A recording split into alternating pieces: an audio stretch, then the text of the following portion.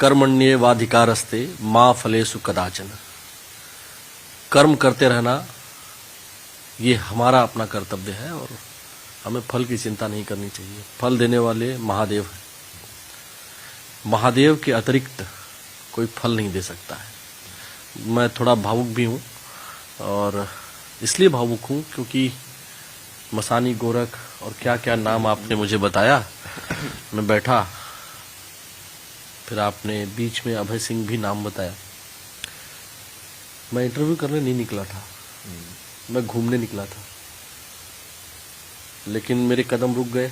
आप बैठे थे पाइप पे और मैं बहुत भावुक हूँ। जब भी आपकी तरफ देख रहा हूँ, आपकी आंखों, जिन आंखों को देख के मैं रुका था, जब भी वो आंखें आपकी मैं देख रहा हूँ, तो आप विश्वास मानिए कि मैं अभी भी ठहर सा जा रहा हूँ। सोच रहा हूँ बोलूं कि ना बोलूं, पूछूं या ना पूछूं, लेकिन चूंकि हमारा धर्म है पत्रकारिता करना और रिपोर्टर हूं तो रिपोर्टिंग करनी पड़ेगी, फीड भेजनी पड़ेगी चैनल को और क्या कुछ नया है ये बताना पड़ता है। लेकिन ना आप नए हैं, ना पुराने हैं, ना आधुनिक हैं, ना प्राचीन हैं। मुझे ऐसा लगता है कि आप प्राचीन और आधुनिक दोनों का समावेश है। अभी देखिए, जब मैं यहाँ आया तो मैंने कोई प्लानिंग नहीं की, आपसे फोन पे बात किया, क्योंकि आपसे प्लानिंग करके बात जो भी लोग कर रहे होंगे फंस जाते, वो फिर काम खराब हो जाएगा। सही बोल रहे हो। क्योंकि उनकी जो प्लानिंग है ना, वो प्लानिंग उनकी धरी की धरी रह जाएगी। नहीं, वो जैसे लोग मेरे से पूछते हैं ना भाई कैसे मिलना है, लाइक महादेव की अर्जी लगाओ, वही बनाएंगे कोइंसिडेंस कि हाँ तुम किसी न किसी तरीके से पहुंच जाओ। बहुत सारे लोग पहुंच भी जाते हैं, कहीं ना किसी को पता चलता है। अच्छा, जब मैंने कहा कि इंटरव्यू, आपने इसके पहले तो कभी इंटरव्यू दिया नहीं था? मैंने यूट्यूबर्स वगैरह को दिए थे, काशी में भी वो आते थे यहाँ पे कि हाँ बाबा जी आप कौन हो। उस टाइप पे मैं सीधे सीधे जवाब देता था, मेरा नाम है कल्कि। फिर वो पूछते थे क्या चाहिए, किसके बारे में, क्या है, ये क्या होता है, मतलब ये ऐसे से। सही नाम और सही कहाँ से पढ़े ये सब नहीं बताते थे यार। वो सब इतना ज्यादा पूछते भी नहीं थे ना, मतलब वहाँ पे। जैसे वहाँ पे एक देवी भी आई थी, वो बहुत इंटेलिजेंट थे वो भी। मैं उससे पूछा कि आज सवाल पूछो, वो 1 घंटे तक पूछते रही, लाइक बिल्कुल लाइक ऐसे एक्यूरेट सवाल। क्या चाहिए, ऐसे होता है तो फिर ऐसे क्यों नहीं होता है, जब ये है तो ये क्यों नहीं है। मगर सही है, ऐसे लोग तो चाहिए हमें। वो चाय की दुकान पे बैठे हुए तो वो गौरी केदारेश्वर के साथ नहीं है वो। अच्छा, गौरी केदारेश्वर मंदिर बनारस। हाँ, घाट के ऊपर ही। हाँ, वहाँ पे वहीं पे मैं 4-5 अड्डे थे मेरे। इस वाले चाय की दुकान पे 2 घंटे, उस वाले के ऊपर 3 घंटे बैठा रहता था मैं। आप जो है वहाँ पे जो पुष्कर तालाब है वहाँ बैठे हुए थे। पता नहीं मुझे क्यों एहसास हुआ कि आप वहाँ बैठे थे। सही है? हाँ, ये गया था ना मैं, सारे दिन बैठा हुआ था संतोष पुजारी जी के बारे पास। में कोई इन्फॉर्मेशन नहीं ली है ना, कोई इन्फॉर्मेशन किसी से नहीं मांगी, लेकिन आप वहाँ गए थे। हाँ, तो उन्होंने तो दिया भी ना। इसके ऊपर मैं ताकत भी डलवा के लाया था उनसे। अच्छा जैसे वो तांत्रिक है ना, वो उनको बहुत सारी चीजें आती हैं। तो पहली बार गए तो जैसे वो बैठे हुए थे, तो वही जैसे सेवा पानी सब चल रहा था, चिलम विलम वहाँ पे। वो सब वो चिलम वाले बाबा है ना, चिलम और चाय पे जिंदा रहते हैं। उनकी चाय भी अलग टाइप की रहती है, लेकिन वो चाय नहीं रहती, वो काढ़ा टाइप का रहता है, बढ़िया, मतलब बढ़िया बढ़िया चीज डाल के बनाते हैं। थोड़ी दूर पर जब इस तरफ आइए तो अघोरेश्वर बाबा कीनाराम वहाँ भी है। वहाँ गए कभी आप? नहीं, बाबा कीनाराम की ही है ना ये सारे, हरिश्चंद्र घाट के ऊपर ये जितने भी बने हुए हैं, ये उनकी उसमें ही बने हुए हैं। तो कीनाराम के जैसे दूसरे जो बाबा थे उनसे यही मिला ना मेरे को, चिंतारण बाबा जो रहते हैं वहाँ पे, हरिश्चंद्र घाट के प्रभुगोरी हैं वो। तो उन्होंने ये दिया मेरे को, वो माला दी, ये वाली मोटे वाली, ये अपने कान का ये कुंडल निकाल के दिया कि ये तो ये लगवा अपने कान में डाल। हाँ, ये लेफ्ट वाला ना, ये मतलब अपने कान का निकाल के दिया। वो बहुत बड़ी बात होती है किसी गुरु के लिए कि। अच्छा, अगर हम बात करें अध्यात्म की, जो बात होती है, जब मैं वहां रुका तो आपने क्या समझा, क्यों रुका होगा ये? उस दिन जब मैं वहां रुका लगभग 9:30-10 बज रहा था रात के, तो जब मैं रुका तो आपको क्या लगा?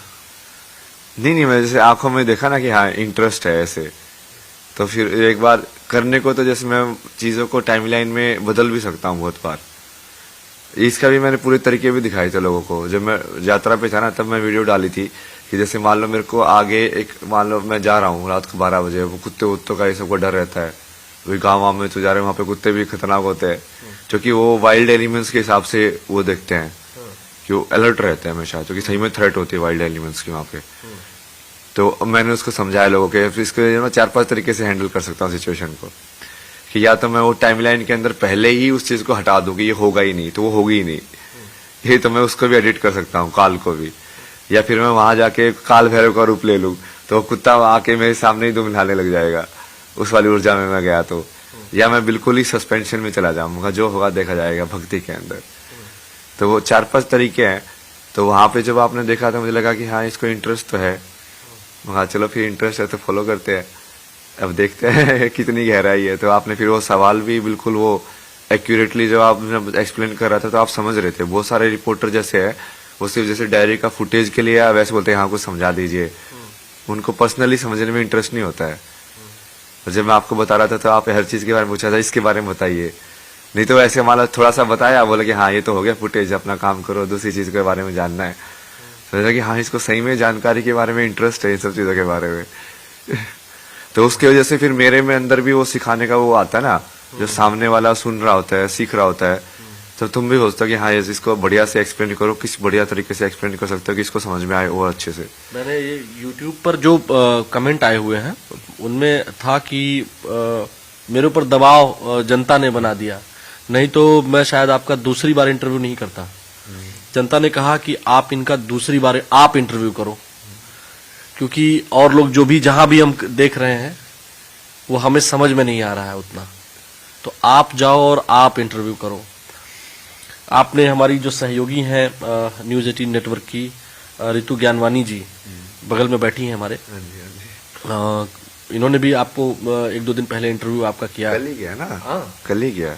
अच्छा, तो इन्होंने भी जो बताया, फिर आपने कुछ करके इनको भी दिखाया, वो भी बहुत लोग देख रहे हैं।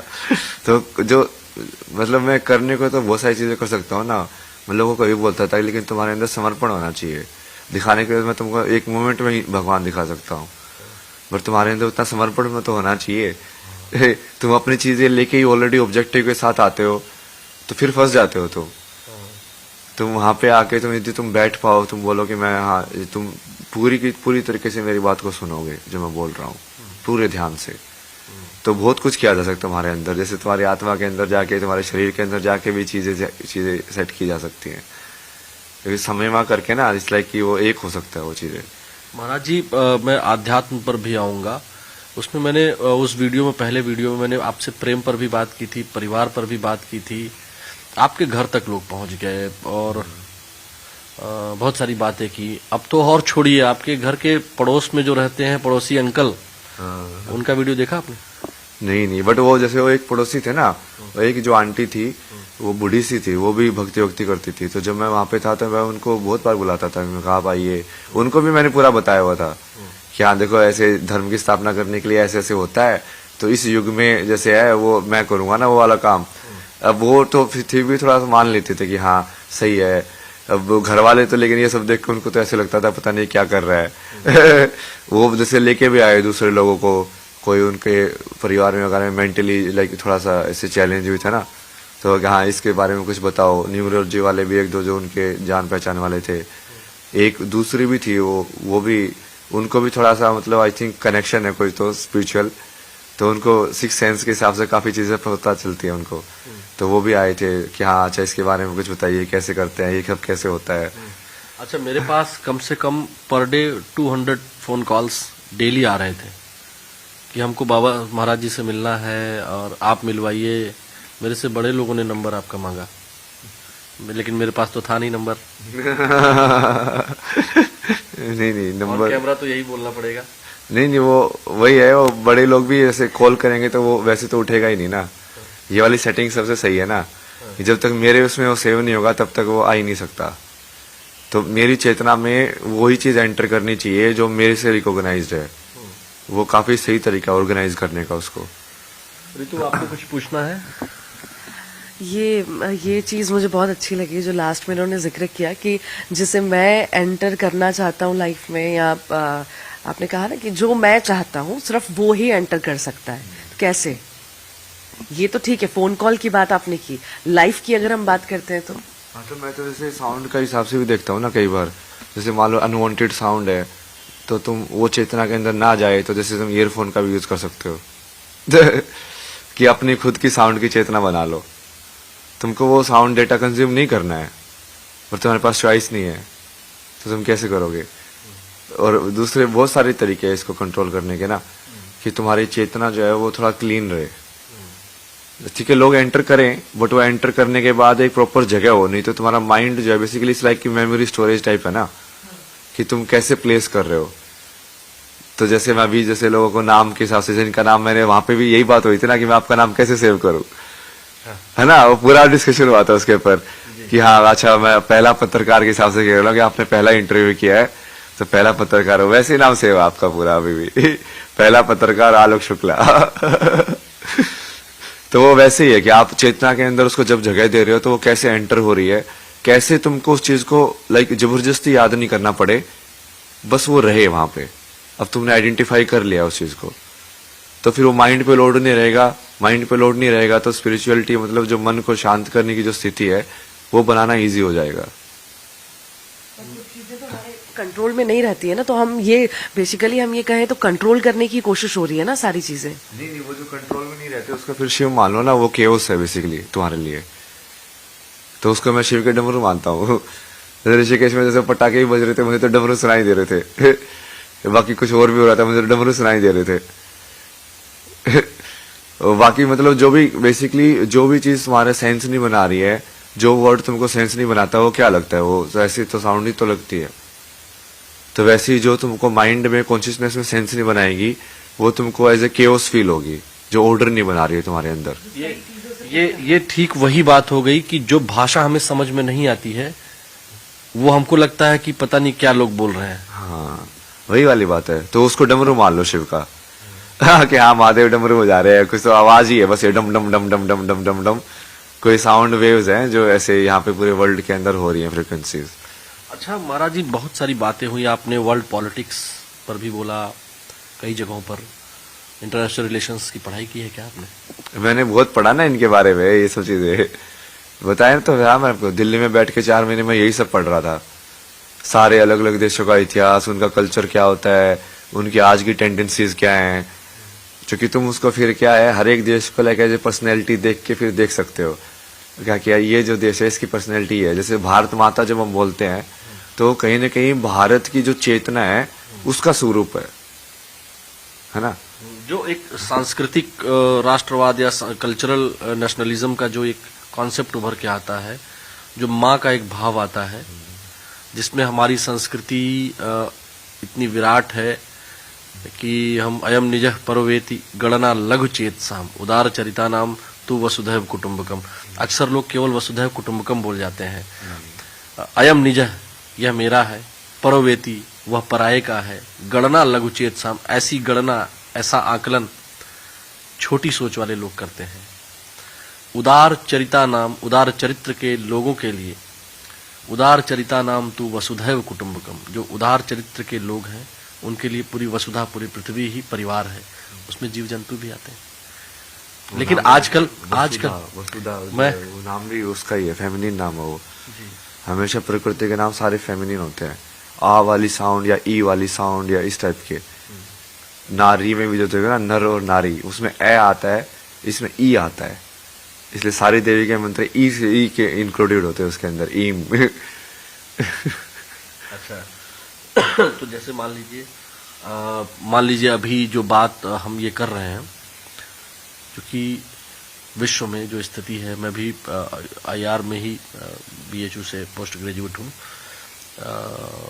जब हम लोग पढ़ाई कर रहे थे ना, तो पढ़ते थे south east Asia, Asia, middle east, north east अपने यहाँ भारत में, और चाइना का, यूएस का, जापान का, और आजकल जो इजराइल और मिडिल ईस्ट कंट्रीज का हो रहा है, क्या लगता है क्या मतलब, हालांकि ये क्वेश्चन मैं पूछना नहीं चाह रहा था, लेकिन चूंकि आपने कई जगह पे बोला, तो क्या भारत ही शांति ला सकता है या कोई और?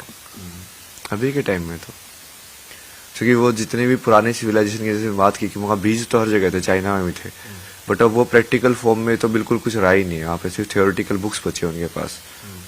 सिर्फ भारत ही है जो जीवंत है, मतलब उस ज्ञान को जीवंत फॉर्म में भी देखा जा सकता है। अच्छा, आपने कम्युनिज्म पर बोला, कम्युनिस्ट बहुत एक्टिव हो गए हैं, वो पता नहीं क्या क्या लिख रहे हैं। आप कम्युनिज्म के बारे में जानते हैं? हाँ, पूरा पढ़ा है ना मैंने, वो कैसे स्टार्ट हुआ वो तो। लेकिन वो वही ना, कोई सिर्फ वो इकोनॉमिक इनइक्वालिटी को लाइक उसको एंटी करने के लिए समाज की व्यवस्था को एक नई व्यवस्था बनाई। बट वो सबको पता ही है ना कम्युनिज्म में क्या किया, मतलब जिस चीज के वो एंटी थे वो वही बन गए। ये बैटमैन के अंदर डायलॉग है ना कि समटाइम्स जिस चीज से तुम विलेन में जो फाइट कर जाते हो तो वही विलेन बन जाते हो। तो जिस चीज के वो अगेंस्ट थे कि सोसाइटी में समानता होनी चाहिए, सबसे पहले जो राजा उनका स्टालिन बना, ये जो भी बना, वो सबसे पहले तो उसने वही किया ना। कहाँ उसने अकेला सबको बराबर समझा, सबसे पहले हायरार्की बनाई उन लोगों ने। तो जिस चीज के सिद्धांत के हिसाब से बने थे वो तो फॉलो ही नहीं किया उन्होंने। महाराज जी, अगर हम आपसे बात करें, जो आपने ये आपकी जो बुक है, जो लोग फुटेज के लिए आप बता रहे हैं कि ले रहे थे और काम हुआ खत्म हुआ, मैं समझना चाह रहा था कि ये जो पुस्तक है इसमें क्या क्या है। मतलब इतनी छोटी सी पुस्तक है ये, इसमें हमने केवल एक दो पक्ष पे बात की थी उस दिन। इस पुस्तक में क्या क्या है? अगर हम धर्म को जानना चाहें तो कैसे, एक जो विज्ञान का विद्यार्थी है, चूंकि आप साइंस के विद्यार्थी रहे हैं, अच्छी पढ़ाई की आपने, अब तो सबको पता चल गया। उस दिन जब मुझे पता चला था तो मैं थोड़ा भौचक्का था। विज्ञान का विद्यार्थी है, मान लीजिए वो इस परंपरा में, जिस परंपरा में आप आ चुके हैं, नहीं आना चाहे, तो धर्म और संस्कृति से कैसे जुड़े वो अपना जीवन चलाते हुए, वैवाहिक जीवन चलाते हुए? क्योंकि हर आदमी तो संत नहीं बन सकता है, गृहस्थ में जाएगा। संत होना जरूरी नहीं ना, गृहस्थ के अंदर भी कोई कितने सारे यार, ये लहरी महाशय है, सब गृहस्थ थे। आप क्या बोल रहे हो, मतलब क्रिया योग कर रहे थे वो गृहस्थ के अंदर बैठ के, तो उस सब में तो है ही नहीं। वो तो ऐसे परसेप्शन ज्यादा बन गया समाज के अंदर कि गृहस्थ तो भोग का आश्रम है और बाकी फिर उसके बाद ये बाकी जो योग है ये सब छोड़ने के लिए, संन्यास के लिए, सबके लिए। ऐसा नहीं है ना, कर्मयोगी भी सिद्ध होते हैं, वो कर सकते हो आप सिद्ध कर्मयोग को भी। कैसे धर्म को कैसे जाने? ऐसे लोग जो विज्ञान के छात्र हैं वो अक्सर मानते ही नहीं है कि धर्म कोई चीज होती है। नहीं, वो विज्ञान से धर्म का थोड़ा अलग है। जैसे धर्म तो क्या है कि जब आप वो भगवान के ज्ञान या उसको पूरा समझ लेते हो, तब उसके बाद अब जीवन के अंदर कैसा आचरण करो वो धर्म बताता है। तो उसको समझने के लिए विज्ञान एक पहलू है। अब उसको, लेकिन विज्ञान राष्ट्रीय तक नहीं जा पाएगा भाई, उसमें वो थोड़ा ध्यान रखना पड़ेगा। वो आनंद में कोश तक नहीं जाता, वो विज्ञान में कोश तक ही रहता है। अच्छा। आनंद में कोश में जाने के लिए वो एक जो जंप करना पड़ता है, लास्ट वाला, जो वो दिन आपने बताया था 5 कोश। हाँ। तो अगर लाइफ को बेहतर समझना है तो हमको आनंदमय कोश से ही हम समझ सकते हैं। हाँ, ब्लिसफुल जो स्टेट होता है ना, चिदानंद रूपा या सत्य चांद जिसको बोलते हैं लोग, सत्यम शिवम सुंदरम, वो वही वाली चीज है। उसके लिए वो विज्ञान के भी परे वाले जो कोश है उसमें जाना पड़ता है। तो मतलब वो सोचना भी बंद करना पड़ता है, बट वो वहां तक की सीढ़ी बनाई जा सकती है विज्ञान के थ्रू। अच्छा, एक बात जो लोग चर्चा कर रहे हैं कि चूंकि आप एरोस्पेस में आपने इंजीनियरिंग की है, उसके बाद फोटोग्राफी में आप गए, तो लोगों का ये जो कमेंट में पढ़ रहा था तो उसमें आया हुआ था कि कुछ लोगों ने, तो कुछ ही लोग थे, वो बहुत कम लोग थे, उन्होंने कहा कि ये आप जो है राष्ट्र को कुछ दे सकते हैं। कुछ एक ट्विटर पर हैंडल पर मैंने देखा कि वो लिखे हैं कि वो बेरोजगार हो गए और इस सरकार में बेरोजगार होने के कारण वो बाबा बन गए। तो ऐसा भी है क्या? अरे मैं तो कनाडा में जॉब कर रहा था ना, मैं तो जैसे गेस्ट लेक्चरर भी था, वहां पे भी जॉब ऑफर किया था उन्होंने मेरे को परमानेंट, यहाँ पे गेस्ट लेक्चर दिया था। तो जॉब्स की तो मेरे पास कभी कभी नहीं थी ना। तो ये जो लोग कह रहे हैं, आप न्यूज 18 के कैमरे से उनको बता दीजिए। नहीं, वो तो बहुत सारे लोग मेरे को वैसे ही पूछे थे। मैं बोला मेरे पास इतनी स्किल्स हैं, मैं किसी लाइक गांव के अंदर बैठ के उनको ट्यूशन में पढ़ा दूंगा तो मेरा खाने पीने का खर्चा तो वहीं से निकल जाएगा। तो स्किल्स होने चाहिए ना तुम्हारे पास, कला होनी चाहिए, विद्या होनी चाहिए, मतलब पैसा तो कमाया जा सकता है ये आराम जो से। प्रधानमंत्री Narendra Modi ji skill development programme चलाते हैं, वो स्किल अगर आप सिखाना चाहें तो वैसे तो रोजगार की आपको कोई दिक्कत नहीं थी, लेकिन ये उनका कैसा प्रोग्राम लगता है आपको? हाँ, स्किल डेवलपमेंट तो करानी चाहिए, बट वो स्किल डेवलपमेंट उसके लिए अलग से प्रोग्राम की क्यों जरूरत है? वो एजुकेशन के अंदर ही डाल दो ना सारी चीजें, एक ही एजुकेशन के अंदर। लेकिन ये जो आप बाबा बने तो इसके कारण या संत बने तो इसके कारण लोग जो है वो सरकार को सीधा कोसने लग रहे हैं, जो कम्युनिस्ट हैं जिनको आप कह रहे हैं। वो कुछ ऐसे पत्रकार भी हैं, कुछ ऐसे सामाजिक कार्यकर्ता भी हैं, वो कह रहे हैं कि रोजगार नहीं है इसलिए आप बाबा बन गए। नहीं, मैं तो सबसे ज्यादा रोजगार कर रहा हूँ ना अभी इतना आसान काम जो मैं कर रहा हूँ वो क्या रोजगार नहीं है क्या? मैं इसलिए बोलता ना कि मैं महादेव का काम कर रहा हूँ महादेव की तरह एम्प्लॉयड हूँ ना मैं, तो अब उनका काम कर रहा हूँ मैं, कितने टाइम से कर रहा हूँ उनका काम मैं।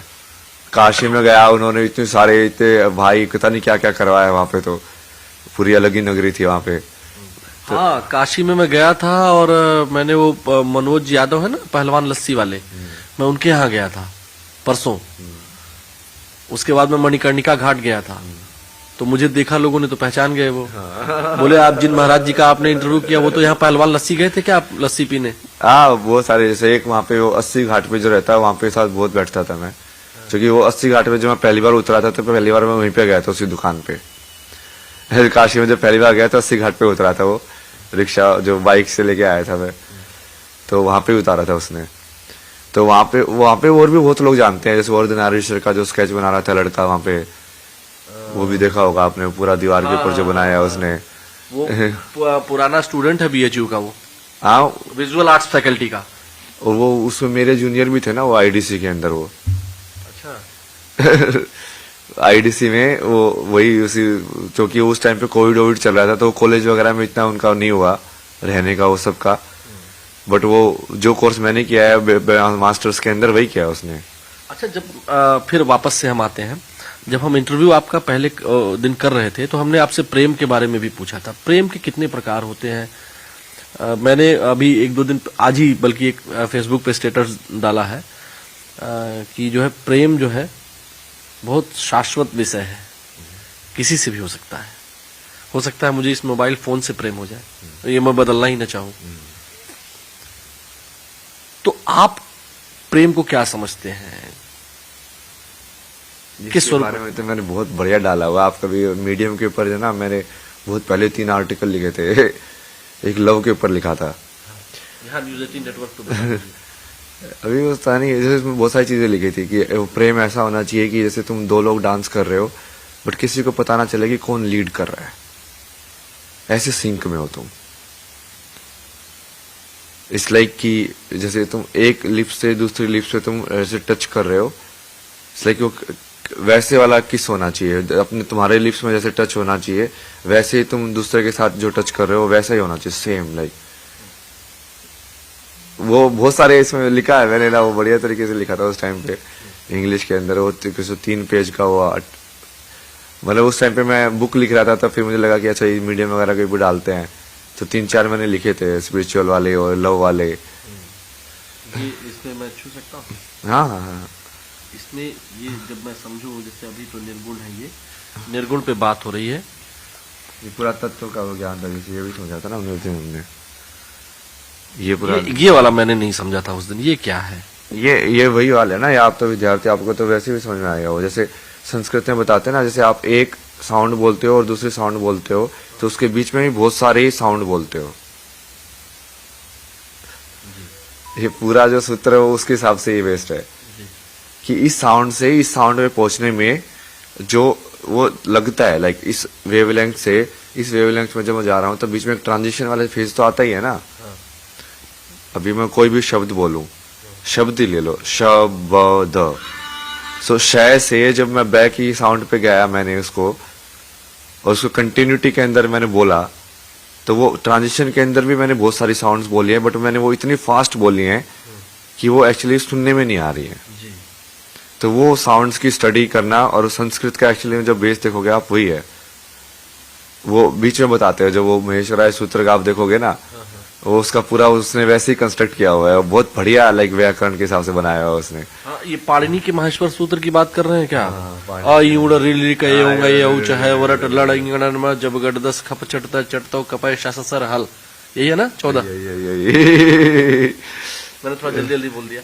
नहीं वो वैसे ही एक साथ ही बोलना होता है वो, क्योंकि वो एक साथ वाली सारी साउंड्स है वो, कि इन सारी साउंड्स को तुम एक साथ कंटिन्यूटी के अंदर बोल सकते हो, समझे आप? सारी साउंड्स को नहीं बोल सकते कंटिन्यूटी के अंदर, वो पॉसिबल ही नहीं है। तो ये आइडेंटिफाई करना कि इन साउंड्स को कंटिन्यूटी के अंदर बोल सकते हो।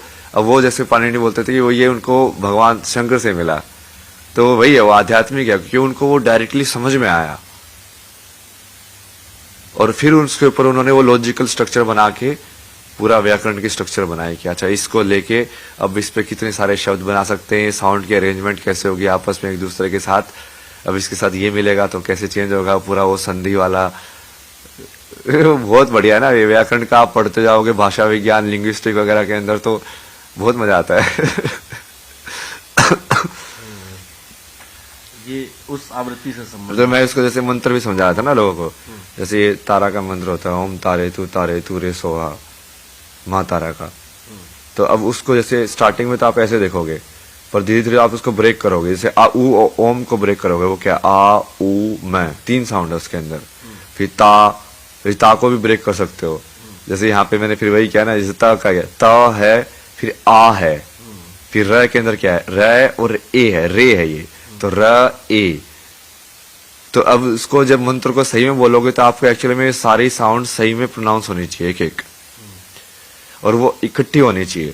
इसलिए पहले जब वेद लिखे जाते थे तो शब्द नहीं लिखते थे, वो सिर्फ एक एक ऐसे लिखते थे साउंड, क च म ट, वो पूरा एक ही लिपि में लिखे जाते थे, उसका वो वर्ड ग्रुपिंग नहीं करते थे, क्योंकि वो सिर्फ वो साउंड का एक आपको एनर्जी पैटर्न समझा रहे हैं।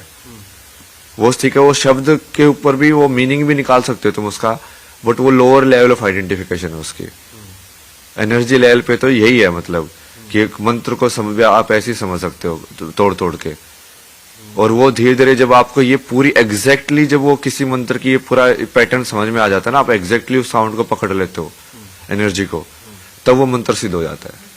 मतलब ये जो आपने ये बताया है कि मतलब एक फॉर्म से दूसरे फॉर्म, ये जो उच्चारण है ये सही उच्चारण हो तभी हम परमात्मा से मेल कर सकते हैं। मंत्र सिद्धि के द्वारा, मंत्र सिद्धि, जैसे हमारे ऋषि मुनि या जो हमारे योद्धा होते थे, अस्त्र शस्त्रों का जब उच्चारण करते थे ना, उनके धनुष पे आ जाता था, तो वो सही तो करेंगे तो वो पासवर्ड एक तरह से होते थे। हाँ एग्जैक्टली, एनर्जी कोड्स बोलता है ना इसके, मैं यूनिवर्स के एनर्जी कोड्स है वेदास, कि पूरी यूनिवर्स कैसे, इसलिए तो सारे असुर इसके वेद के पीछे पड़े रहते थे कि उनको समझ में आए, उनको पास यदि ज्ञान आ जाए तो वो कितने पावरफुल हो जाएंगे। कोई ब्रह्मा से वेद के ऊपर चुरा भी लिए थे ना एक बार तो उन्होंने, फिर वो भगवान ने अवतार लिया, फिर वो वापस से वेद को एस्टैब्लिश किया। तो मतलब बेसिकली ये जो शब्द है, ये जो शब्द हम इनको समझते हैं, ये शब्द नहीं है, ये अगर सही सीक्वेंस में बोले जाए तो एनर्जी के केंद्र है। हाँ वही, और ये इसी चीज से फिर वो राग बनते हैं कि सही सीक्वेंस में बोलने से एनर्जी कैसे इफेक्ट होती है, ये पूरा का पूरा विज्ञान वहां से बना हुआ है ना। अब आप जैसे आपने सवाल किया ना, जो लोग नहीं मान रहे, वो नहीं मान के जाएंगे कहाँ पे, सब कुछ तो वही है। क्या आप, या तो फिर आप बिल्कुल ही मूर्ख हो, मतलब किसी भी चीज को समझना ही नहीं चाहते हो, मतलब नहीं तो आप किसी भी चीज के अंदर गहराई के अंदर जाओगे तो आप वहीं पे पहुंच जाओगे। अब ये मैं अपने कैमरा सहयोगी से कहूंगा कि इसको जरा दिखाएं जूम करके। ये केवल विजुअल नहीं है, इसको केवल हम विजुअल नहीं मानेंगे। ये जो शब्द है ना, ये form, audio forms and energy, ये एक्चुअली एनर्जी को कहें कि हम ये पासवर्ड होते थे या एक बटन कह दें, जैसे आजकल मिसाइल निकल जाती है बटन से, तो ये एक्चुअली में पासवर्ड होते थे। ये पूरा विज्ञान है, ये पूरा विज्ञान है। और इसलिए जैसे आप बोल रहे थे ना, ये इसलिए पहले विजुअल फॉर्म्स भी नहीं थी, रिटर्न में भी नहीं थे वेदास। क्योंकि उन्होंने सिंबल तो बाद में दिया उसको, जब उन्हें अच्छा लगा कि मेमोरी में साउंड को प्रिजर्व करना बहुत मुश्किल है, लोग इसको शायद उच्चारण को भूल जाएंगे, तब उन्होंने इसको कोडिफाई किया। मेरे गुरुजी प्रोफेसर कौशल किशोर मिश्र जो है वो मनुस्मृति पढ़ाते थे। जब मैं पॉलिटिकल साइंस पढ़ रहा था तो जो प्राचीन भारतीय दर्शन पढ़ाते थे, तो उसमें जो है वो उनका सब्जेक्ट यही था। तो मनुस्मृति में लोकतंत्र उनका एक किताब है, गुरुजी तो अब नहीं रहे, उनकी डेथ हो गई अभी 2-3 महीने पहले। तो मुझे एकाएक उनकी बात याद आ गई जब आपने ये कहा कि पहले ये लिखे नहीं होते थे। पहले वो बताते थे कि एक अपने शिष्य को वो रटवाते थे। साउंड के उस बार भी बहुत केयरफुल होते थे ना, जैसे साउथ के अंदर तो अभी भी है कि उनको वो डंडा वंडा स्मृति मारते ग्रंथ थे। बोला जाता था। हाँ, क्योंकि वो सिर्फ साउंड, क्योंकि फाइनली तो तुमको सिर्फ साउंड को अपने अंदर उस एनर्जी को जनरेट करना है। और इसलिए अभी भी जैसे बोलते हैं ना, मंत्र फूक दिया उसके कान में, मतलब कि एग्जैक्टली साउंड मैंने आपको वो एक बार में बता दिया, आपके अंदर चले गई, आपने वो समझ लिया कि हाँ ये साउंड है। जैसे प्रोफेसर कौशल किशोर मिश्र गुरुजी हालांकि पढ़ाते वो पॉलिटिकल साइंस थे, एक बार उन्होंने मुझे बताया था कि गायत्री मंत्र को भी 200 प्रकार से बोला जा सकता है और उससे अलग अलग प्रकार से अलग अलग फायदा होगा। ऐसा है? वो मतलब बेसिकली आप इस साउंड को जैसे बोलते जाओगे ना, जैसे एक ही मंत्र को, जैसे इस वाले को ही है तो ओम तारे तू रे सोहा, ओम तारे तू रे सोहा। ऐसे आप इसको बहुत अलग अलग तरीके से बोल सकते हो। बट यदि आप कोर साउंड्स के अंदर जाओगे तब एक ही तरीका होगा, क्योंकि वो प्योर साउंड है। अब उसके अंदर कुछ वो ये जो तरीके है वो क्या है ना, अब हम जो बीच के जो गैप है ना उसको तो मैनिपुलेट कर रहे हैं कि कभी मैं यहाँ पे इसको ज्यादा खींच देता हूँ, कभी यहाँ पे इसको ज्यादा खींच देता हूँ, कभी इस शब्द पे ज्यादा कर देता हूँ, कभी इस शब्द पे ज्यादा कर देता हूँ। बट जो प्योर साउंड जब आप बोलोगे तब वो नहीं होगा, क्योंकि अब आप एग्जैक्ट साउंड को ट्रेस कर रहे हो मंत्र के हिसाब से जब बोलोगे। ये तो देखिए आपने ये जो आनंदमय कोश, ये तो आपने उस दिन बता दिया था, बहुत सारी चीजें आपने उस दिन बता दी थी। ये एग्जैक्टली जो मैं ये जानना चाहता हूँ, ये मूलाधार क्या है, इसका मतलब क्या है? ये नीचे वाला चक्र होता है ना, मूल आधार, जैसे नाम से आपको समझ में आ रहा है वो मूल आधार है।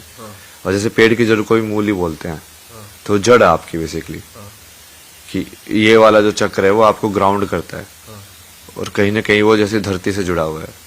तो मैं उसके जैसे उसकी जो सिंबॉलिक रिप्रेजेंटेशन है उसको स्टडी कर रहा था कि इस चक्कर का ऐसे ही सिंबल क्यों बनाया इन्होंने।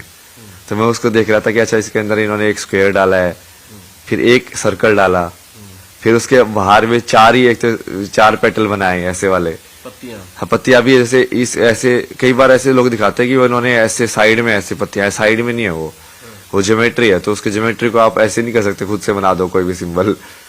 मतलब ये जो सिंबल जो बनाए गए हैं वो भी ऐसे बनाए गए हैं कि विजुअली भी वो उसी एनर्जी को ट्रांसमिट करे जिस चक्कर के, और फिर उसका एक वो बीज साउंड होता है। तो ये मान लो कि उस बीज साउंड का विजुअल रिप्रेजेंटेशन है कि आप जैसे उस देवी का विजुअल रिप्रेजेंटेशन भी होता है, देवी का मंत्र भी होता है। तो विजुअली जब आप देख रहे हो तब भी आप उसी टाइप की ऊर्जा को इनहेल कर रहे हो जो आप मंत्र बोल के आप जनरेट करते हो। इसलिए वो लिंक होता है विजुअल के अंदर और उसके अंदर। तो ये पूरा स्ट्रक्चर समझना ना, और इसको समझने के लिए फिर जैसे मैंने स्टार्टिंग में एक वो बनाया था ना डायग्राम, आपको फिर वो ज्योमेट्री समझनी पड़ेगी, ये सब समझना पड़ेगा कि ये शेप बनती कैसे हैं, एक एक शेप, ट्रायंगल का क्या मतलब है, स्क्वायर का क्या मतलब है, सर्कल का क्या मतलब है, फिर ये जो पेटल्स जो बनते हैं वो क्या है। उसके लिए भी एक और बनाया था मैंने वो कि पेटल्स से एक्चुअली में क्या है, कोई भी शेप कर्व में तभी बनती है जब तुम उसको सर्कुलर फॉर्म में लेके जाओ, जब तुम उसको इनफाइनाइट बना रहे हो अनंत के अंदर। तो पेटल्स तो थोड़ा वो इसलिए वो बाहर वाले फॉर्म में पेटल्स आ जाते हैं क्योंकि वो जैसे जैसे वो ऊर्जा स्टार्टिंग में तो ज्योमेट्रिक फॉर्म में है और बाहर वो थोड़ी एक फेमिनिन फॉर्म में है। इसी से आप सब कुछ समझ सकते हो। वो दुर्गा का श्री यंत्र समझना कि उसके बाहर के अंदर जो फोर्ट है, वहां पे मैं जैसे ऋषिकेश में मैथमेटिशियन से बात कर रहा था ना, तो जब मैं उसको समझा रहा था उसको समझ में आ रही थी वो सारी चीजें। मुझे भी जितना मुझे मैथमेटिक्स समझ में आती है, हालांकि मैं काफी वीक हूँ, लेकिन जितनी मुझे मैथमेटिक्स समझ में आती है आप बता रहे हैं तो मेरा इंटरेस्ट, उस दिन भी यही हाल था, आज भी जब मैं समझ रहा हूँ ना, और लोग क्या करते हैं, आपसे क्या जानना चाहते हैं मुझे नहीं पता है, लेकिन जब मैं समझ रहा हूं तो मैं अपने दर्शकों के लिए आप क्या है मैं वो बताना चाहता हूं। ये तो बहुत स्टडी किया ना हमने इसके ऊपर पूरा। जैसे मैंने उसको वो बताया कि यंत्र कैसे काम करते हैं, ज्योमेट्री, वो मैथमेटिशियन था तो उसको थोड़ा वो पकड़ ज्यादा अच्छे से गया। तो फिर वो उसने वो शायद कोई ध्यान किया होगा, कुछ किया होगा, अगले दिन आके बोलता है यार ये दुर्गा वाला तो बिल्कुल फोर्ट जैसा है यार, मतलब इसके स्ट्रक्चर को जब तुम देखते हो, क्योंकि दुर्गा है ना, वो दुर्ग है वो, समझे? समझ में आया आपको? भाषा समझ में आ रही है अब आपको कि एक्चुअल में संस्कृत वैसे बनाई गई है कि यदि सिमिलर साउंडिंग वर्ड हो तो सिमिलर साउंडिंग मीनिंग होना चाहिए। जैसे अंग्रेजी में एक दुविधा है, बहुत लोग बताते हैं जैसे पीयूटी पुट हो गया, हाँ बीयूटी बट हो गया, हाँ है ना, सीयूटी कट हो गया, है ना। फिर नॉलेज में या नो में NO नो है, KNOW नो है, साइंटिफिक भाषा नहीं है। साइंटिफिक नहीं है ना वो, इसलिए तो मैंने बताया ना संस्कृति साइंटिफिक भाषा है, तो उस पे तो आना ही पड़ेगा, वो तो एक्सेप्ट करनी ही पड़ेगी लोगों को कि क्या हाँ। है, अब अभी जैसे हम लोग को बचपन में ये बताते थे, संस्कृत के टीचर बोलते थे कि अगर अंग्रेजी में बोलना है कि डज ही गो, तो क्वेश्चन मार्क लग जाएगा, है ना। ही इज गोइंग, वो जा रहा है। तो लेकिन हमारे यहाँ अगर इसी को उल्टा कर देंगे तो उसका मीनिंग अलग हो जाएगा। लेकिन ऐसे ही बस 2 ही वर्ड में समझाते थे। वो कहते थे कि अगर सह गच्छति, वह जाता है, और गच्छति सह हो गया तब भी कोई बात नहीं है। हाँ, संस्कृत में बेसिकली किसी शब्द में सब्जेक्ट ऑब्जेक्ट या वर्ब का है ही नहीं, एक ही साउंड है, वही साउंड सब्जेक्ट भी बन सकती है, वही साउंड ऑब्जेक्ट भी बन सकती है, वही साउंड वर्ब भी बन सकती है।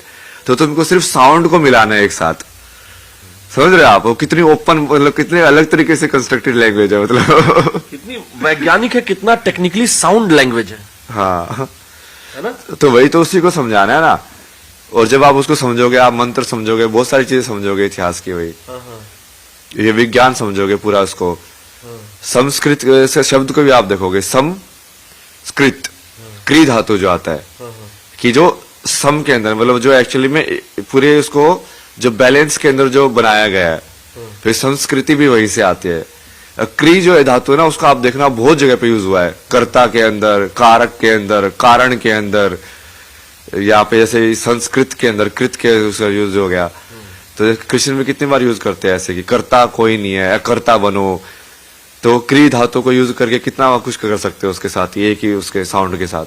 अभी जो आपसे हमारे सहयोगी ने एक प्रश्न पूछा, रितु ज्ञानवानी जी ने, एक्चुअली जब मैं आपसे बात किया, ये हमारे पास में खड़ी थी, बोली कि मैंने तो इंटरव्यू कर लिया है, मैं चलूंगी, उनको एक क्वेश्चन पूछना था।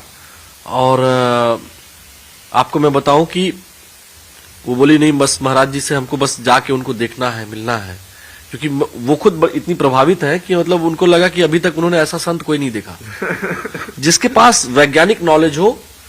अच्छा, कई लोग ये भी कह रहे हैं ना कि पैसा जो है बहुत महत्वपूर्ण बात होती है, कई तरह तरह के एग्जाम्पल भी दे रहे हैं, मैं उस पर नहीं जाऊंगा। आपके लिए धन कितना महत्वपूर्ण है?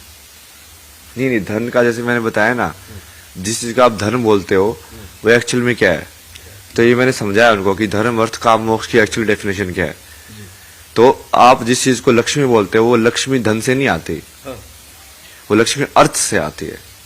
अब पहले तो अर्थ का मतलब अर्थ यूज होता था शब्द, समझ रहे हो, अर्थशास्त्र होता था। बताइए, ये मैं खुद कंफ्यूज हूँ। जैसे धर्म, अर्थ, काम, मोक्ष, तो अर्थ से लोग वैसे मतलब निकालते हैं कि हाँ पैसा कमाना, हाँ, इसके अंदर, बट अर्थ शब्द जो है उसका मतलब क्या है? अर्थ शब्द का मतलब होता है मीनिंग, कि लाइफ का मीनिंग मिलना तुमको।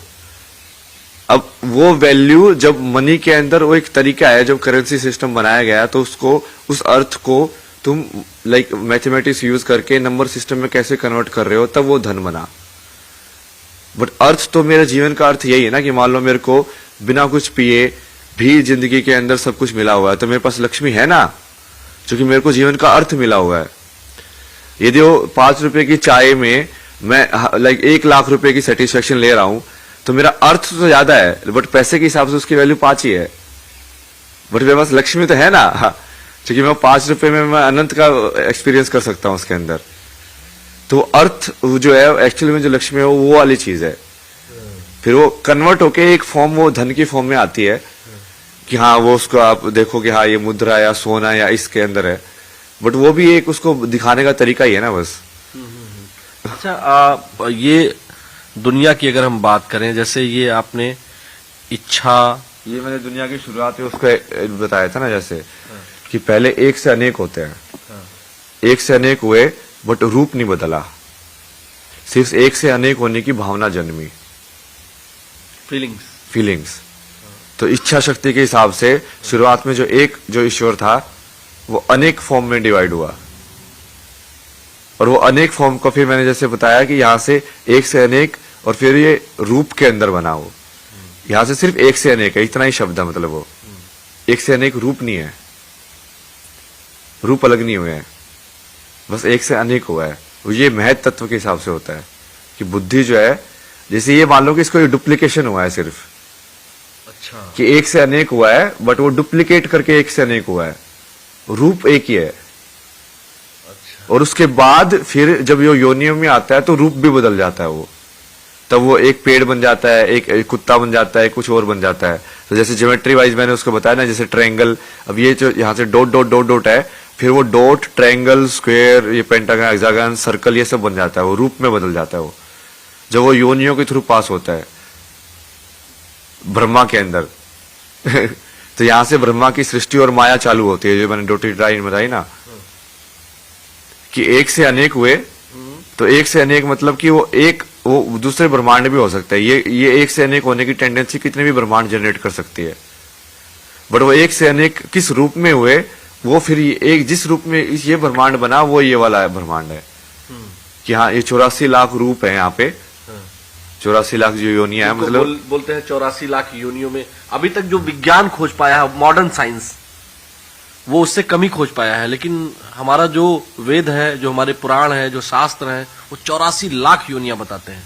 तो उसी को आप बता रहे हैं कि यहां से जब इच्छा प्रकट हुई, भावना प्रकट हुई, उसके बाद उन्होंने एक फॉर्म लिया, फिर अलग अलग स्वरूपों में बट गया, और उसके बाद जो है इस जो तमाम योनियां हैं जिनको आपने बताया, मनुष्य है, लोमड़ी है, शेर, भालू, चीता, बाघ, जैसे मैंने ये बताया ना, जैसे अभी तो मैंने इसको विजुअल ज्योमेट्रिक फॉर्म में हमने देखा है।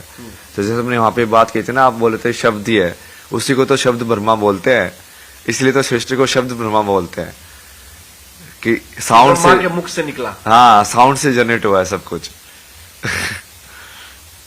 ये सब भी डाला हुआ ना मैंने यहाँ पे, कि इसको शब्द ब्रह्मा भी बोल सकते हैं। जैसे अभी तो ये सिर्फ विजुअल के अंदर है, जो कि डायरी के अंदर में ऑडियो तो लिख नहीं सकता ना, मतलब ना ऑडियो को तो सिर्फ बोल के बताया जा सकता है एक्चुअल में। तो यहाँ पे तो सिर्फ विजुअल या ज्योमेट्रिक फॉर्म में उसको एक्सप्रेस किया मैंने। तो इस सब को आप, जैसे मैंने आप दूसरे इंटरव्यू में एक बताया कि चेतना को स्टडी करना है ना, इन सबको स्टडी करना है, मतलब चेतना को स्टडी करना है, कि तुम अपने माइंड में देख रहे हो कि तुम कैसे उस फॉर्म को आइडेंटिफाई करके एक फॉर्म से दूसरी फॉर्म में लाइन क्रिएट करते हो। जो लाइन से ही तो फॉर्म बनती है। अब ये बुक की फॉर्म, ये वाली फॉर्म है, वो कैसे पता चल रही है? क्योंकि कहीं ना कहीं एक लाइन बन रही है ना, इस पेज के व्हाइट लाइट के बीच में और इसके डार्क के बीच में एक सेपरेशन आपको फील हो रहा है। तो एक लाइन बनी, और वो सबसे पहली लाइन वो ज्योमेट्री में फील होती है, और फिर आप उसके अंदर डिटेल ऐड करता जाता है ब्रेन, तो उसकी फॉर्म थोड़ा एक लाइक और ऑर्गेनिक फॉर्म के हिसाब से लगती है वो। अच्छा, ये सब जो आप बता रहे हैं मुझे समझ में आ रहा है, तमाम दर्शकों को समझ में आ रहा है, लेकिन कुछ ऐसे लोग होते हैं जिनको अभी थोड़ी देर पहले एक भाई साहब को इंटरव्यू कर रहे थे, पता नहीं कौन थे, उनको ऐसा लगता है कि ये जो सनातन धर्म, वेद, विज्ञान है, ये चमत्कार करता है, मतलब वो चमत्कार के ही पीछे पड़े हुए हैं। उनको लगता है आपके पास आएंगे और वो आप कोई चमत्कार कर देंगे। करने को तो मैं कर भी सकता हूँ, बट वो तुम्हारा समर्पण होना चाहिए। बनाने को तो मैं लोगों को वही बोलता हूँ कि तुम्हारे अंदर समर्पण है तो तुम मुझे बताओ, मुझे भविष्यवाणी करने की जरूरत ही नहीं है। तुम मुझे बताओ कि तुम्हें क्या चाहिए, मैं वैसे भविष्य लिख दूंगा तुम्हारा।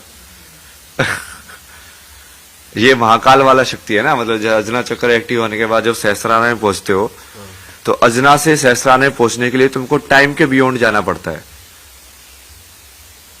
तब जाके ये एक्टिव होता है ऊपर वाला, तब जाके मोक्ष वाला वो होता है। क्योंकि नहीं तो यहां तक अभी भी तुम समय में अटके हुए हो, काल के अंदर जो चित्त के हिसाब से काम कर रहा है। आपकी सारा का सारा काल का अनुभव चित्त का अनुभव ही तो है, मेमोरी का अनुभव ही तो है। यदि मैं उसकी मेमोरी को मान लो, आपका जो आपने जिस उसमें सेव किया है, जैसे हमने इंटरव्यू 7 दिन पहले किया था, ये वाली नॉलेज भी तो मेमोरी के अनुभव में ही है ना। फिर आपने प्लेस किया कि उसके बाद ये दिन हुआ, ये दिन के अंदर मैंने ये किया, फिर उसके बाद ये दिन हुआ। तो यदि वो उसको या तो उल्टा पुल्टा कर दिया जाए या उसको पूरा ही इरेज कर दिया जाए, तब जाके आप काल के परे जाओगे।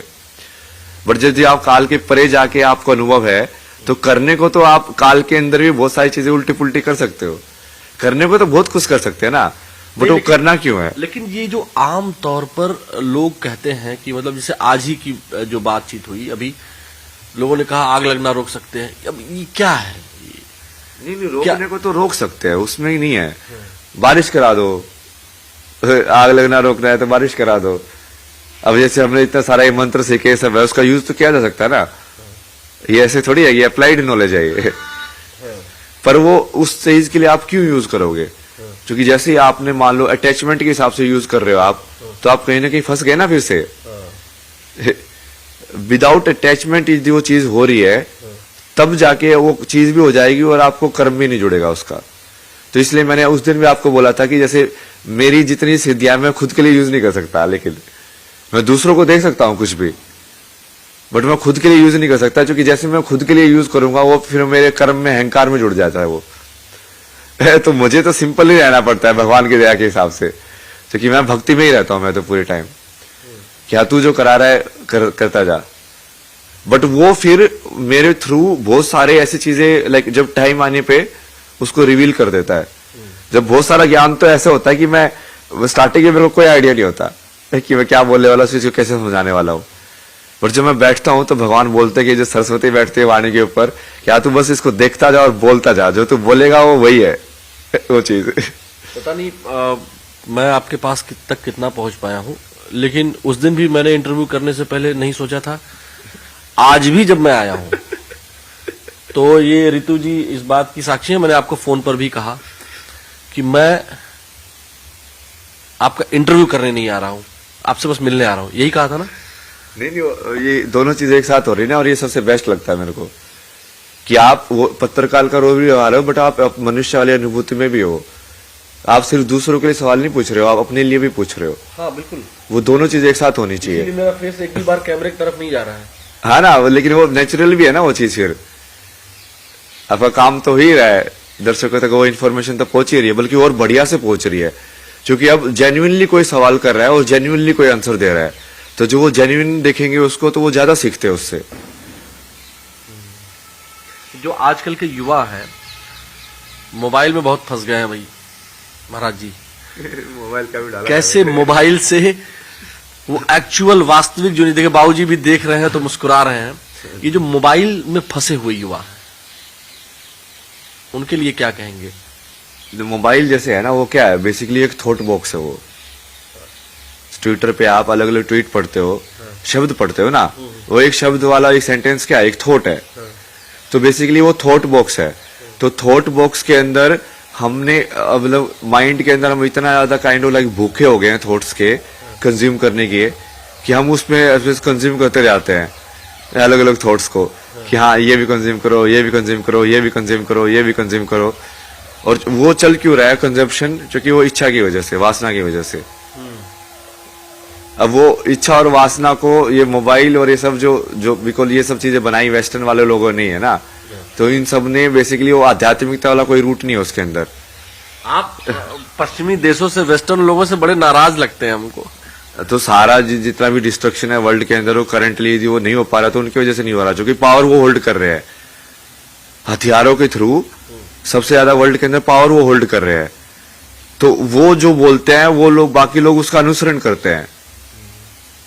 तो यदि तुमने नहीं तोड़ा कि हाँ भाई इनको फॉलो मत करो, इनको फॉलो करने से खुद तो डूबेंगे, ये तुमको भी ले डूबेंगे, वो दिखाना पड़ेगा ना।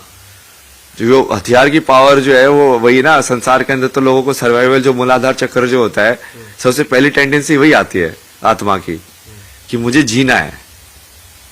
उसके थ्रू ही जो बेसिक नीड्स होती हैं खाने की पीने की, वो आती हैं। उसके बाद वो सोचता है कि अच्छा मैं जी तो गया, अच्छा अब मैं कुछ प्लेजर भी ले लूं। अच्छा मैंने प्लेजर भी ले लिया, क्या पता मैं पावर भी ले सकता हूं क्या? अच्छा पावर भी ले ली, अच्छा ठीक है मैं क्या पता करुणा, एम्पैथी, जो हाइयर जो ट्रेड्स हैं वो भी डेवलप कर सकता क्या इमोशन अपने अंदर। तो अनाह तक पहुंचा, तो ऐसे जैसे जैसे तुम ऊपर जाते जाओगे तुम्हारी चेतना जो है इवोल्व होती जाएगी, बढ़ती जाएगी कि और कुछ चाहिए और कुछ चाहिए। मतलब तुम पूर्ण ह्यूमन बन रहे हो पूरी तरीके से। जो कि मूलाधार जो होता है वो तो जानवरों में भी होता है, अपने सर्वाइवल के लिए तो वो भी फाइट करते हैं, अपने खाने पीने के लिए तो वो भी ढूंढते हैं, स्वादिष्टाना भी होता है उसके अंदर, क्या वो भी प्लेजर महसूस करते हैं। पावर भी होती है कि हाँ कोई अपना वो बनाते हैं कि हाँ मैं राजा हूँ, जैसे बंदरों के अंदर कितना होता है कि हाँ मैं हूँ सबसे ज्यादा पावरफुल, तू मेरे नीचे रहेगा, ये सब। कुत्तों के अंदर भी कितना होता है वो सब चीजें, बट उनको अंदर ऊपर वाले चक्र नहीं होते, वो अनाहता और अनाहता से ऊपर वाले नहीं होते, बट वो इंसान के अंदर है तो तुम उसको जागृत करोगे ना, तभी तो तुम पूरी इंसान की चेतना को महसूस करोगे। तो इसका भी मैंने पूरा लॉजिक दिया ना कि पुनर्जन्म क्या, जो उस चक्कर को यूज नहीं करेगा तो बेसिकली उससे वो वाले बॉडी या वो वाली मशीन हटा दी जाएगी। भगवान बोलेगा तो इस मशीन को पूरा यूज नहीं कर रहा है, तो जो मशीन तू यूज कर रहा है तेरे को मैं उसी मशीन में डाल देता हूँ। ये वाले 3 चक्कर तो कुत्ता बन के भी यूज कर सकता है, तो कुत्ता बन के एक्सपीरियंस कर। मतलब ये वाले ऊपर वाला क्यों वेस्ट कर रहा है इसको। तो जैसे तुम्हारी चेतना होगी उस चेतना के हिसाब से तुम्हारा नया जन्म हो जाएगा, किस योनि में होगा जन्म। ये तो बड़ा मतलब जो आप बता रहे हैं ना, ये बहुत सारे लोग बहुत कम शब्दों में आप बता दे रहे हैं, लेकिन इसको लोग जो है ना मतलब यूटिलाइजेशन करने के हिसाब से कई लोग, कई महात्माओं को मैं जानता हूं उसको यूटिलाइज करना चाहते हैं। कई बार हमको अभी जो आपसे मिलने के बाद लगा कि यहाँ जो महात्मा आए हैं सब एक से एक है। महाकुंभ में आपको पहले दिन मैं मिल गया, जिस दिन आप आए थे आप मुझे मिल गए। दोनों मैं तो 1 महीने से था यहाँ। हाँ, तो पहला दिन तो नहीं था, वो 2-3 दिन हो गए थे मेरे को। कोई भी नहीं देखा था आपको, लोग मिले तो होंगे ना आपसे? मिले तो थे लोग, वैसे तो मैं घूमता भी रहता था भजन में। उस टाइम पे तो मैं जैसे पूरे सड़कों पे पूरे टाइम मंत्र जाप करते हुए घूमता रहता था।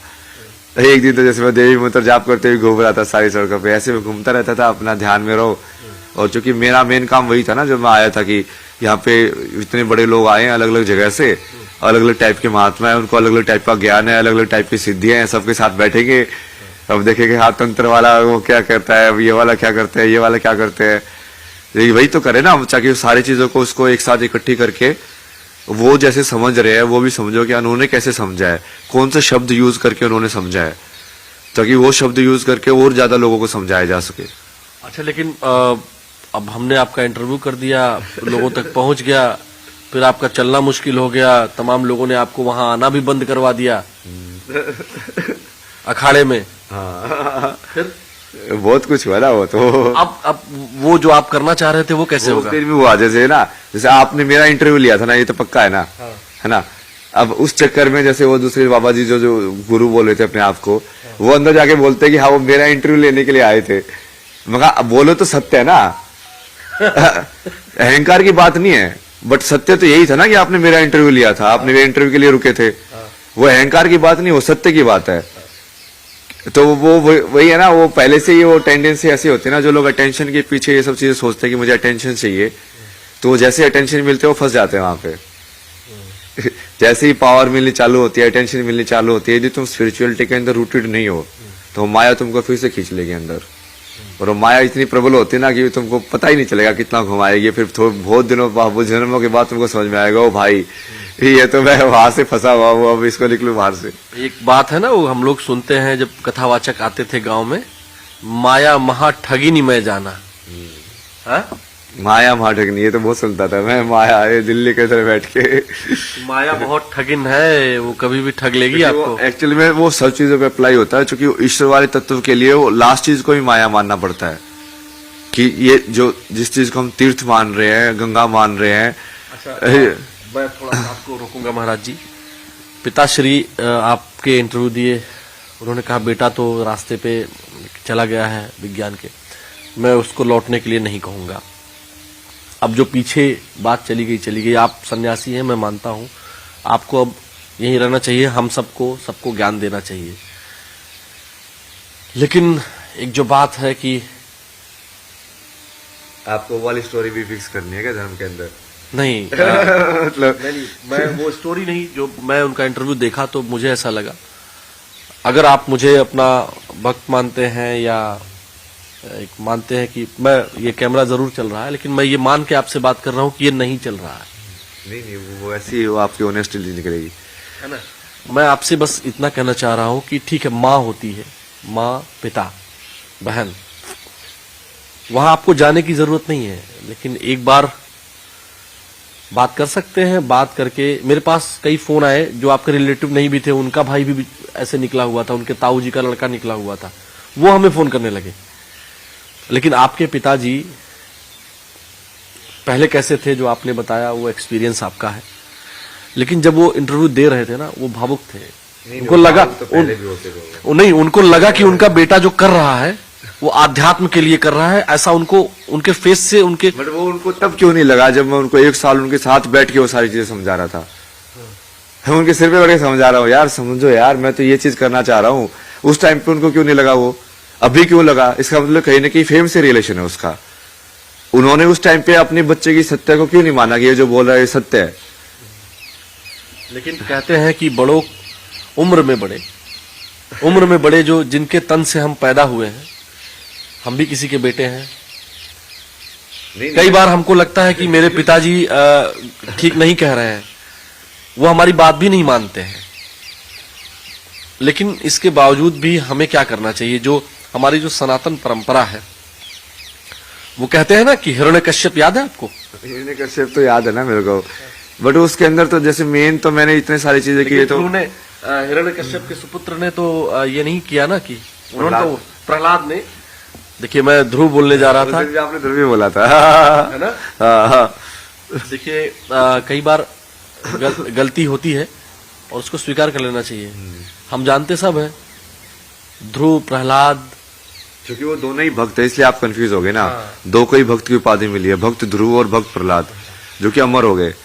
ये मेरे को विभूति वाले बाबा बहुत बता रहे थे, देख ऊपर बैठा हुआ वो ध्रुव, वैसे वो होता नहीं था, वो दिखाने का आता था कि ऊपर देख, देखो ध्रुव बैठा हुआ है, वो अमर है, हो गया वो भक्त बन के। वापस से महाराज जी हम बात पर आते हैं, तो पिताश्री से घर तो चले जाइए आप। नहीं वो सब वो अभी है ना, वो आपको शायद वो हो सकता है कि आपको अपने प्रारब्ध की वजह से उनके अंदर वो चीज दिख रही हो, बट मुझे वो पता है ना वो क्या है। वो तो मेरे को ऐसे देखते थे ना ऊर्जा में, जैसे खा जाऊंगा मैं तेरे को, मैं वहां पे साइलेंटली बैठा होता था, तो उनको ऐसी इतनी ईर्ष्या होती थी उस चीज से, वो करने से, मेरे ओम जपने से भी, वो सब करने से भी। अब क्या बदल गया एकदम से? वही चीज वहां पे कैसे गलत लग रही थी उनको? सारी चीजें पढ़ाई मैंने वहां पे, जैसे मेरी वो बीच में वो सब भी हुआ, वो घर छोड़ के खुद ही भाग गए थे, फिर मैं चाचा वगैरह को बुलाया, तो चाचा वगैरह को बुला के जैसे बुआ वगैरह आई, मैंने उनको पूरा समझाया कि मैं क्या कर रहा हूँ, देखो ये मेंटल हेल्थ के लिए बहुत जरूरी है, क्योंकि ये सब चीजें मन कैसे काम करता है उससे भी जुड़ी हुई हैं। आज के टाइम में कितनी जो ज्यादा जरूरत है इन सब की, वो लोग समझे, फिर भी वो नहीं समझे क्योंकि उनको समझना ही नहीं था। नहीं, लेकिन मुझे लगता है कि कई बार फेम की ही वजह से, लेकिन कई बार चीजें समझ में आ जाती हैं। नहीं वो समझ में नहीं आई है उनको, वो सिर्फ परसेप्शन की वजह से होता है कि हाँ अब ये चीज, वो पहले उनको डर लग रहा था कि ये चीज है कि नहीं है, अब उनको लग रहा है कि हाँ ये चीज तो बाकी लोग एक्सेप्ट कर रहे हैं। पहले मैं अकेला खड़ा था तो मेरे साथ नहीं खड़े थे, अब दूसरे लोग खड़े हैं तो वो भी खड़े होना चाहते हैं।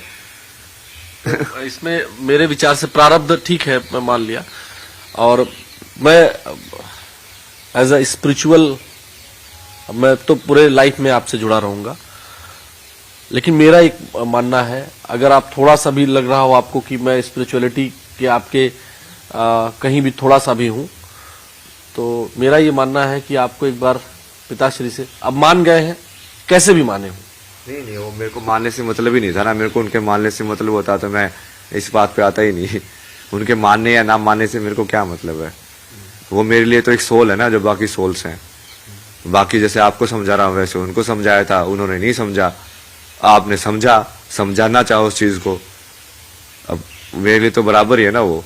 जैसे मेन तो मैं जितने सारी चीजें की वो तो सिर्फ स्त्री के लिए किया कर रहा हूं मैं सारे की सारे, चाहे वो मेरी माँ के साथ जो इंसाफ हुआ हो, चाहे मेरे जो रिलेशनशिप के अंदर मैंने जो एक्सपीरियंस किया कि वहां पे मैंने बताया था कि जैसे बहन प्रेग्नेंट थी तो वहां पे नहीं आ पाई मम्मी मदद करने के लिए, तो उसकी वजह से मुझे महसूस हुआ कि यार ये सब क्या है संसार के अंदर, ये सब क्यों होता है मतलब।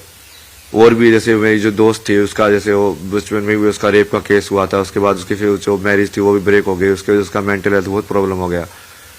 तो ये सारी चीजें तो मैं उनके लिए कर रहा हूँ।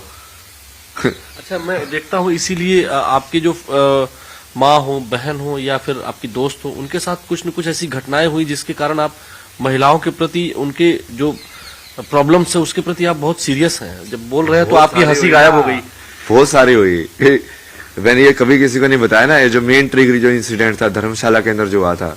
यहाँ रितु जी भी बैठी हुई है, मैं बार बार ये इसलिए बता दे रहा हूँ क्योंकि फीमेल है। आप फीमेल पर बहुत मतलब जिस पे हम बात कर रहे थे कि इस पे आप नाखून रख लेते हैं या क्या हुआ, क्या था, क्यों ऐसा मतलब? नहीं, जैसे चीजें तो मैंने बहुत बताई ना, जैसे अपनी माँ की साइड तो मैंने फिल्म भी देखी होगी आपने, वही सवाल बनाई हुई है मैंने, वो पूरा उसके ऊपर ही है, डोमेस्टिक वायलेंस के ऊपर। आप जिस पिताश्री को पिताश्री बोलते हैं ना, वो उस माँ को ना वो गोला लाठी बोलते हैं, क्योंकि एक तरीके से ऐसे पैर वैर को अरेंज करके उसको बांध के लाठी को बीच में डाल के तब मारते थे। आपने तो देखा ही नहीं ना, आप तो उनके वो क्रोकोडाइल वाले आंसू के ऊपर बह गए। माँ भी है ना, तभी तो। तो मेन चीज तो उनकी थी। जब मैं दिल्ली में भी रुका तो मैंने उनको भी बोला था, जब वो घर छोड़ के भागे तो मैंने बोला कि ओ भगवान ने मजा कर दिया भाई, ये इसको आपको छोड़ के जाने की जरूरत ही नहीं थी, वो खुद ही छोड़ के चला गया। मगर आप तो आप शांति से रहो, बहुत बढ़िया, कोई दिक्कत नहीं आपको, पैसे वैसे की मैं संभालूंगा, आपका सब दूंगा मैं आपको जो रहने सहने के लिए चाहिए। बट वो ठीक है, वो कई बार इंसान जो होता है वो इतना स्ट्रांग नहीं होता कि वो कर पाए, तो वो उन्होंने वो चीज चूज नहीं की। अच्छा, तो आप कौन सा एक्सपीरियंस वो बता रहे थे फीमेल के कारण, कौन सा आप लोग? बचपन के अंदर तो ये सभी देखा मैंने है, तो उसकी वजह से एक फीमेल का एक वो बना कि हाँ भाई ये सब लाइक बिल्कुल ही अलग इमेज बनी, साइकोलॉजिकली तुम बहुत अलग बन जाते हो उसकी वजह से। फिर उसके बाद जैसे साथ में हुआ बहुत सारी चीजें हुई, लाइक मेरे पर्सनल इंसिडेंट्स भी हो, जाके मैंने रियलाइज किया कि यार जो कर रहा है वो एक्चुअली में गलत है। कई बार वो चीज समाज में एक्सेप्टेड होती है कि जैसे किसी को टच करना भी ऐसे कि नहीं ऐसा नहीं करना चाहिए, कि समाज में सब कर रहे हैं तो तुम भी करने लग जाते हो। बट वो मेरे पर्सनल अनुभव से भी समझ में आया मुझे कि यार ये तो बहुत ही गलत है।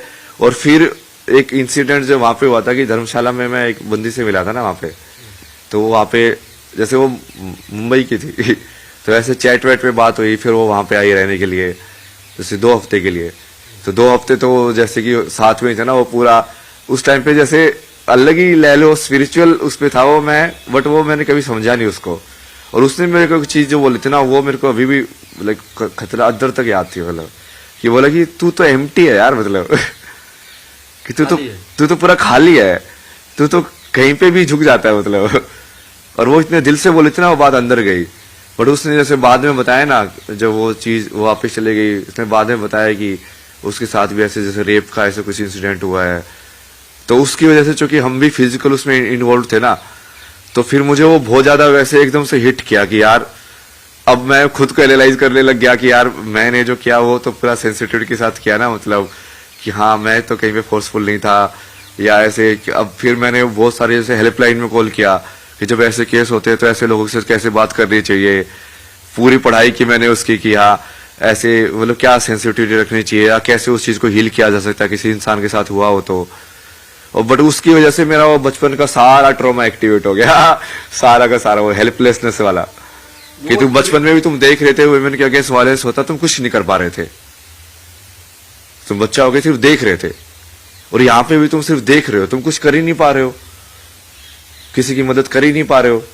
और उसकी वजह से वो पूरा मतलब मुझे सिर्फ वो इंसिडेंट ही घूमता रहता था मेरे दिमाग में। मेन डिप्रेशन का कारण वही था, सिर्फ वही इंसिडेंट घूमता रहता था पूरे टाइम मेरे दिमाग में। बचपन में मैं रोक नहीं पाया, जवान हूँ, करने लायक हूँ, रोकने लायक हूँ, फिर भी कुछ कर नहीं पा रहा हूँ। तो मैं थेरेपिस्ट से यही पूछता था कि मुझे सिर्फ ये फ्रीज वाली, ये हेल्पलेस वाली फीलिंग नहीं चाहिए, मुझे चाहिए कि मेरे सामने कुछ हो रहा हो तो मेरे हाथ जाम ना हो, क्योंकि वो वैसे वाला डेवलप हो गया, वैसे वाला कैरेक्टर। इसको बताओ कि इसको तुम कैसे सोल्व करोगे। तो वहां से फिर वो जाते जाते जाते जाते जैसे आपने बताया ना, और फिर जैसे एनलाइटनमेंट के बाद भी फिर वो वही चीज थी, ट्रिगर पॉइंट था जो फिर से वापिस आया। और फिर उसी को लेके मैंने बोला कि हाँ इस पे ही काम करना है ना अब। तो आपको समझ में आया कि भारतीय धर्म दर्शन और आध्यात्म के अतिरिक्त कहीं भी इसका निदान नहीं है, ये समझ में आया कि वो एक्चुअली फिर मैं उसको डीप में गया कि ये प्रॉब्लम है क्या, ये कहाँ से चालू हो रही है, इसका कैसे निदान हो, मतलब क्यों हो रहा है समाज के अंदर, ये इनइक्वालिटी क्यों है, क्यों नहीं समझते हम उनको बराबर। मतलब बराबर समझना, वैसे तो भगवान समझना चाहिए, पूजा करनी चाहिए। कृष्ण भी तो राधा की पूजा करते थे ना, वो कितनी बार बोला मैं तो तेरी पूजा करता हूँ, हमारे यहाँ जिस मनुस्मृति को वामपंथी भर भर के गालियां देते हैं, या तमाम ऐसे लोग जो आप बोल रहे हैं, उस मनुस्मृति में भी कहा गया है यत्र नार्यस्तु पूज्यन्ते रमन्ते तत्र देवता।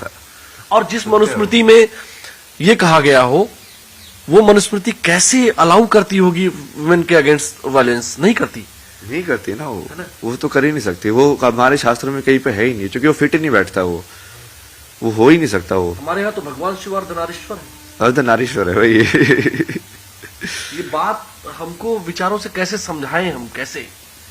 यही तो समझा रहे ना, अब ये कितना सब प्रोसेस कर रहे हैं, वही तो समझा रहे धीरे धीरे। हम लोग एक और इंटरव्यू करेंगे क्योंकि ये पूरी बात आ नहीं पाई। हाँ वो बहुत समय उस पे चला गया ना वो, हाँ? पर्सनल पे चला गया ना वो।